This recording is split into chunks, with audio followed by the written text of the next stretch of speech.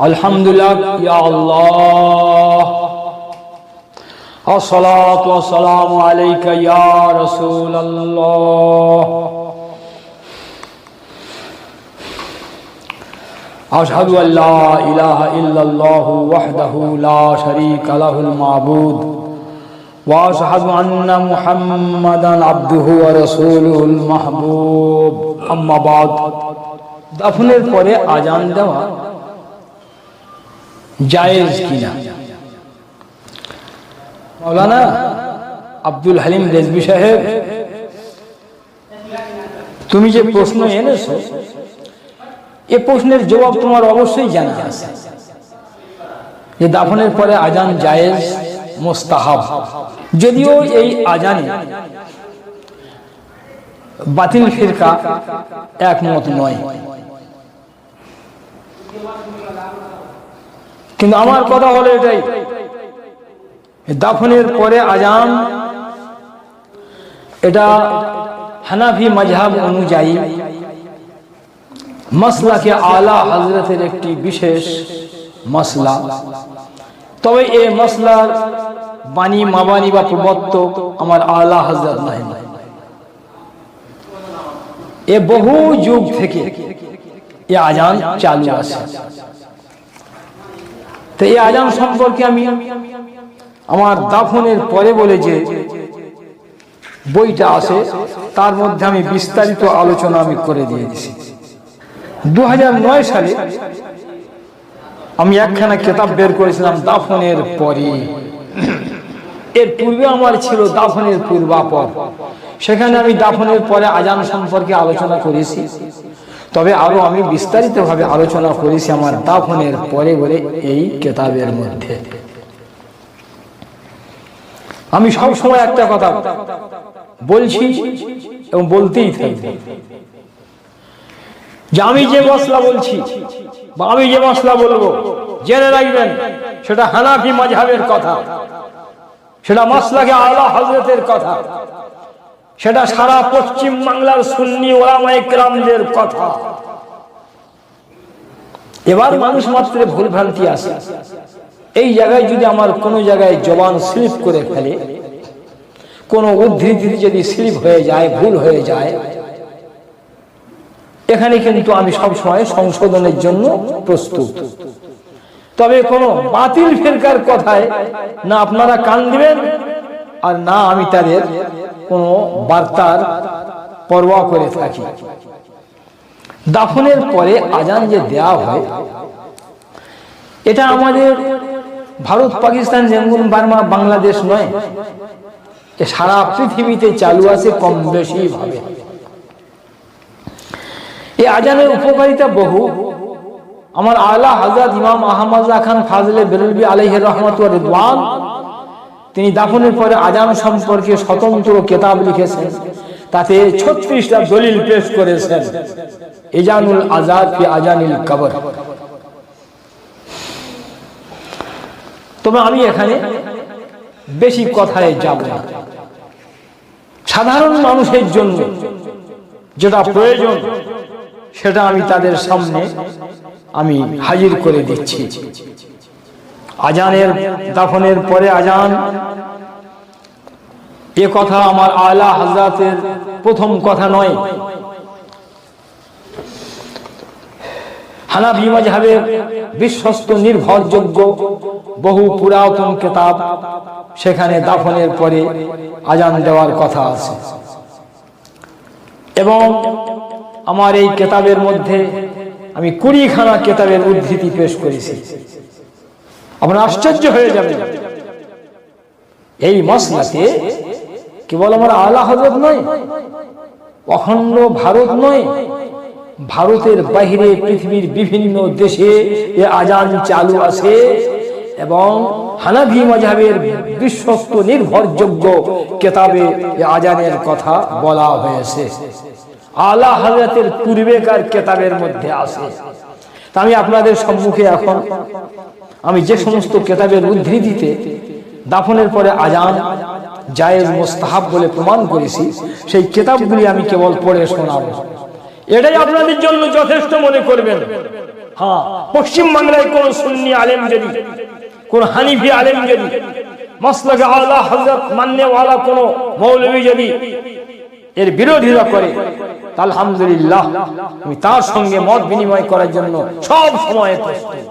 আর আমি আপনাদের কাছে অনুরোধ করে বলবো, যেখানে পশ্চিম বাংলার সমস্ত সুন্নি ওলামায়ে কেরামগণ একমত থাকবেন যে মসলাতে, সেখানে আপনি আবার যাচাই করতে যাবেন কেন? আবার যাচাই করবেন তো কোনো বাতিল ফেরকার কাছে? কখনোই নেই। আমি যে সমস্ত কিতাবের নাম বলছি আপনি শুনলে আশ্চর্য হয়ে যাবেন। দাফনের পরে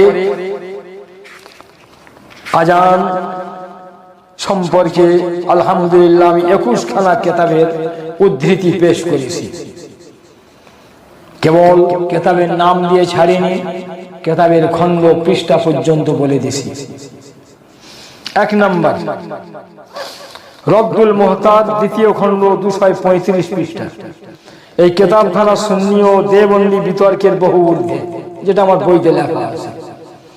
এই কিতাব সবাই মানে। এই কিতাব কোনো ভারত পাকিস্তানের মানুষের লেখা নয়, শাম দেশের মানুষের লেখা।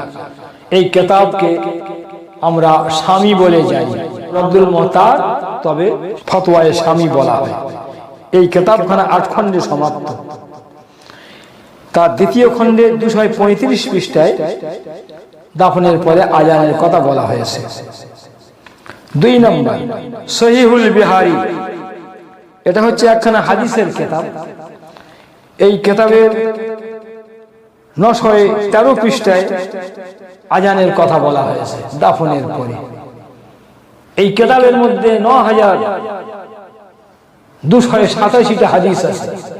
আলহামদুলিল্লাহ, এটা আমাদের হানিফিদের জন্য, অখণ্ড ভারত পাকিস্তানের মানুষের জন্য বহুত বড় গৌরবের কিতাব। যে কিতাবের মধ্যে 9287টা হাদিস, সমস্ত হাদিস হানিফি মাযহাবের সপক্ষে, মাসলাকে আলা হযরতের সপক্ষে। এর লেখক ও সংকলক কে? মাওলানা জাফরউদ্দিন বিহারী আলাইহির রাহমা। ইনি ছিলেন আলা হযরত ইমাম আহমদ খান ফাজলে বেরলভী আলাইহির রহমাতুর রিদওয়ানের সুযোগ্য খলিফা। ইনি বহুত বড় রাইটার ছিলেন। তা প্রায় 77 খানা বড় ছোট কিতাব উনি লিখেছেন। তন্মধ্যে এই কিতাবখানা হাদিসের উপরে, যার মধ্যে 9287টা হাদিস আছে। আলহামদুলিল্লাহ, এই কিতাব বর্তমানে বাংলাদেশ থেকে বাংলা হয়ে গেছে, 8 খণ্ডে সমাপ্ত। পশ্চিম বাংলায় আমার পরামর্শ অনুযায়ী বহু মাস্টার ডাক্তারের হাতে চলে এসেছে। এই কিতাবখানা যাদের ঘরে আছে আলহামদুলিল্লাহ, তারা হাদিসের পাহাড় ঘরে রেখে দিয়েছে। 3 নম্বর কিতাব তিবিয়ানুল কোরআন, 5ম খণ্ড, 222 পৃষ্ঠা। এটা হচ্ছে তাফসীরের একটা সুবিখ্যাত কিতাব। এই তাফসীরখানা 12 খণ্ডে সমাপ্ত। এই কিতাবের 5ম খণ্ডে 222 পৃষ্ঠায় দাফনের পরে আজান জায়েজ বলা হয়েছে। 3 নম্বর এই কিতাবখানার লেখক আল্লামা সাইদ আহমদ সাহেব, পশ্চিম পাকিস্তান। নুজহাতুল কারি, 4র্থ নম্বর নুজহাতুল কারি শারে বুখারী, 3য় খণ্ড, 103 পৃষ্ঠা। এই কিতাবখানা 9 খণ্ডে সমাপ্ত। বুখারী শরীফের একটি বিশিষ্ট ব্যাখ্যার কিতাব, যা 9 খণ্ডে সমাপ্ত, উর্দু ভাষায় লেখা। ফকিহুল হিন্দ মুফতি শরীফুল হক আমজাদি আলাইহির রহমার লেখা। এই কিতাবের 3য় খণ্ডে 103 পৃষ্ঠায় দাফনের পরে আজানের কথা বলা হয়েছে। 5 নম্বর মিরাতুল মানাজি শারে মিশকাতুল মাসাবি, 1ম খণ্ড 400 পৃষ্ঠা, 2য় খণ্ড 497 পৃষ্ঠা। এই কিতাবখানা 8 খণ্ডে সমাপ্ত। মিশকাত শরীফ একটু খুব বিখ্যাত কিতাব। সমস্ত মাদ্রাসায় এই কিতাবখানা পড়ানো হয়ে থাকে। এই কিতাবের উপরে বিশদ ব্যাখ্যা দিয়েছেন উর্দু ভাষায় হাকিমুল উম্মাহ মুফতি আহমদ ইয়ার খান আলাইহির রাহমাহ, পশ্চিম পাকিস্তানের মানুষ। এই কিতাবের 2 জায়গায় তিনি দাফনের পরে আজানের কথা বলেছেন। 6 নম্বর ফতোয়ায়ে রাজবিয়া, দ্বিতীয় খণ্ড, 464 পৃষ্ঠা। এটা আলা হযরত ইমাম আহমদ জাকান ফাজলে বেরেলভী আলাইহি রাহমাত ওয়া রিদওয়ানের ফতোয়ার কিতাব, যে কিতাবখানা 12 খণ্ডে সমাপ্ত। বর্তমানে এই কিতাবখানা মধ্যে যত আরবি এবং ফার্সি ছিল সেগুলো আমাদের মতো আলেমদের কষ্ট হচ্ছিল, তাই এই কিতাবখানা মধ্যে যত আরবি ফার্সি ছিল সেগুলো সম্পূর্ণ অনুবাদ করে দেওয়া হয়েছে, দিয়ে এই কিতাবখানা বর্তমানে 30 খণ্ডে সমাপ্ত। যাই হোক, এই কিতাবের মধ্যে আলা হযরত তিনি 464 পৃষ্ঠায় দ্বিতীয় খণ্ডে দাফনের পরে আজান সম্পর্কে বিস্তারিতভাবে আলোচনা করে দিয়েছেন, জায়েজ প্রমাণ করে দিয়েছেন। 7 নম্বর বাহারে শরিয়ত, এটা তৃতীয় খণ্ড, 31 পৃষ্ঠা। এই কিতাবখানা 18 খণ্ডে সমাপ্ত।